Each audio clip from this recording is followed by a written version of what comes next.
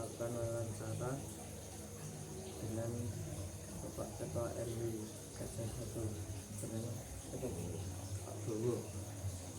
Saya ingin bertanya, berapa jumlah dan persebaran penduduk di RT 01, Pak? Jumlah penduduk di Pedukuhan Kajar 1 untuk bulan ini, tahun ini berjumlah 847 jiwa yang terdiri dari 5 RT yang masing-masing RT kurang lebihnya terdiri dari 50 kakak gitu, Mas. Terus kalau topografi di daerah Kajar 1 itu gimana? Topografi itu untuk daerah Kajar 1 itu yang jelas tidak ada. Topografi itu kan berkaitan dengan itu situs-situs itu loh. Terus dataran tinggi. Kalau topografi itu sini kelihatannya tidak ada topografi. Kalau keanekaragaman hayati dan sumber daya non hayati di daerah Kajar, Pak? Itu kalau yang itu situs-situs ini nggak ada, cuman yang hayati itu ya seperti pada umumnya antara hewan-hewan kambing, lembu dan lain sebagainya itu. Kalau persebaran agama atau keyakinan di daerah Kajar 1 itu bagaimana? Persebaran agama yang ada di Kajar 1 itu mayoritas beragama Islam, walaupun ada 1-2 yang non muslim, cuman hampir 99% agama Islam. Kalau suku Terakhirnya desa sopo? Suku atau ras yang ada di Kajar 1 hanya ada satu, yaitu suku Jawa. Itu aja, suku Jawa. Yo nek panen terakhir desa sopo, nek terakhir saiki aku Apa? kegiatan sosial yang ada di Kajar 1. Kegiatan sosial yang ada di Kajar 1 diantaranya sudah diadakannya tiap minggu. Satu pagi itu diadakan kerja bakti, terus di masing-masing RT diadakan jaga warga, yang fungsinya jaga warga itu untuk membantu satu daerah apabila daerah itu nanti ada bencana dan lain sebagainya. Kita tinggal mengirimkan jaga warga yang dari masing-masing RT sudah mempunyai petugas-petugasnya. Di ronda. Terus budaya tradisional yang menjadi ciri khas daerah Kajar 1 itu apa? Budaya tradisional yang ada di khususnya Pedukuhan Kajar 1 itu hanya ini rasul tok, itu rasul aja yang mungkin diadakan setiap tahun sekali, yang mana di situ sudah menjadi tradisi dan sudah turun temurun yang diadakan di bulan besar. Itu tradisi yang ada di Pedukuhan Kajar 1.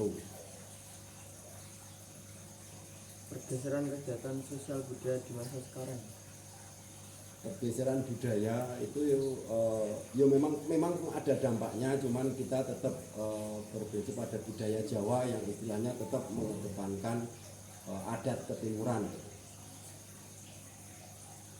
Kalau jenis pekerjaan di Kajar 1 itu rata-rata sebagai apa, Pak?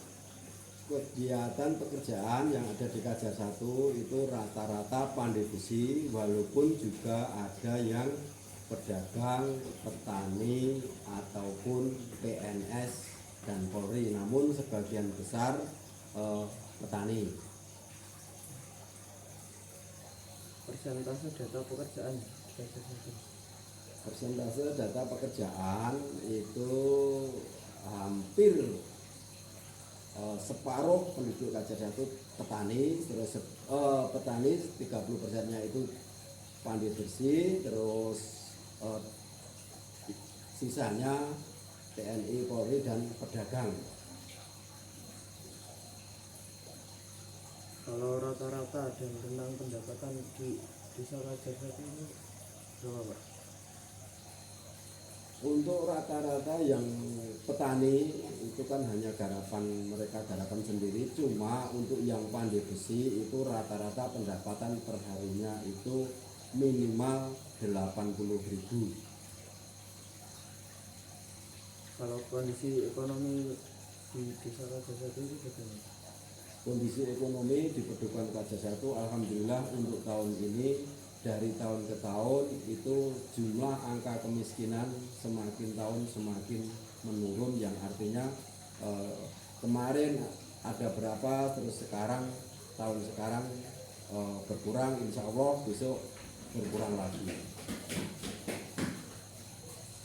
Kalau tentang gaya hidup di desa Raja Satu itu gimana?